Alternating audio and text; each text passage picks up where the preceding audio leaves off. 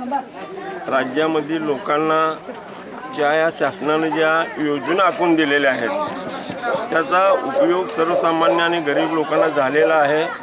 वयोश्री योजना असेल, लाडकी बहीण असेल, शेतकऱ्याचं वीज माफ असेल, या अनेक विविध प्रकारच्या घोषणा आणि महाराष्ट्राचे मुख्यमंत्री माननीय एकनाथ शिंदे साहेबांनी या महाराष्ट्रामध्ये अत्यंत चांगल्या पद्धतीनं या योजनाचा सर्वसामान्याला उपयोग होईल असं काम माननीय उपमुख्यमंत्री अजितदादा, उपमुख्यमंत्री देवेंद्र फडणवीस साहेब यांनी या महाराष्ट्राच्या सामान्य लोकांना मग रेशन मोफत असेल।